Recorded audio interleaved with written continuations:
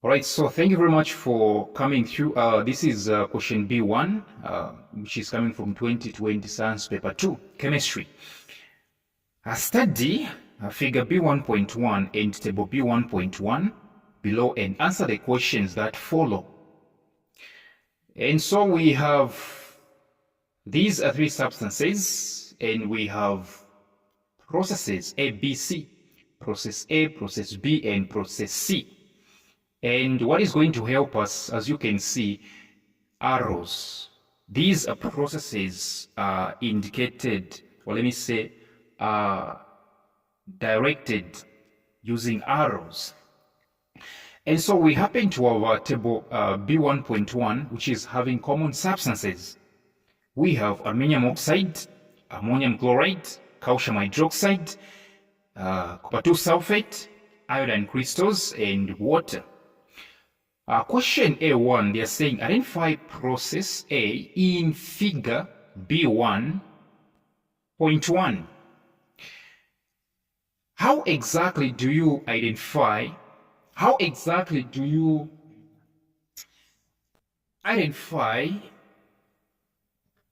a process A?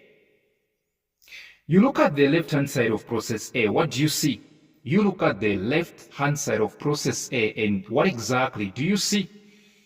What exactly do you see? You see a substance having particles arranged in a regular pattern, in a normal pattern, in a defined pattern. Of course, the substance on the left-hand side of process A is no other than solid.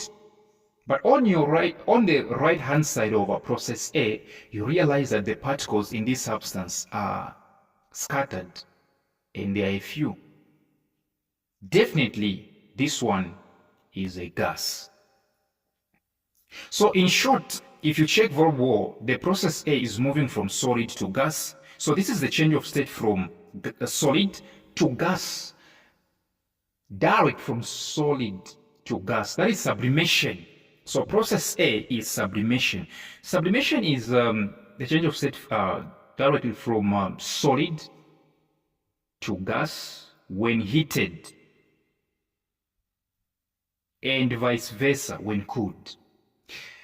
Question A2, they are saying from table B1.1, identify two substances that can undergo process A.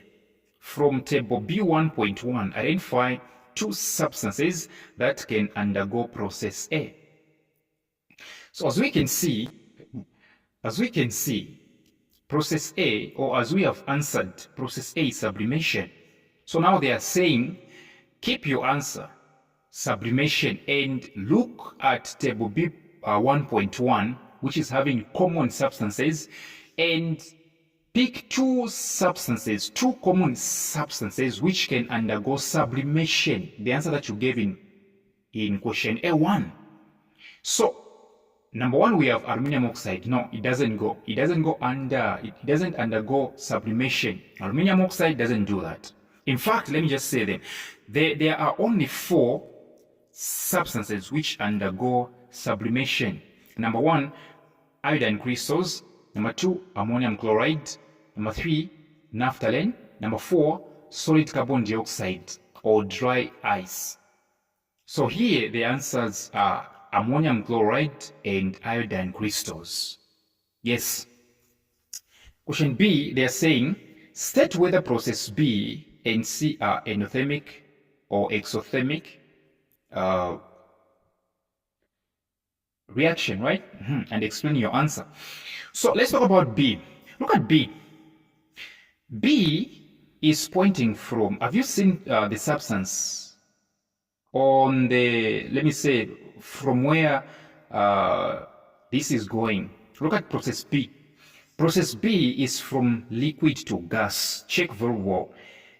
Okay? Process B is liquid. Look at the arrow of B. Process B. It's from liquid to gas. From liquid to gas, it's boiling or evaporation. So what exactly happens during boiling? What happens during boiling is that heat energy is absorbed. So definitely B is endothermic. And the reason is that because heat energy is absorbed. Yes. How about C?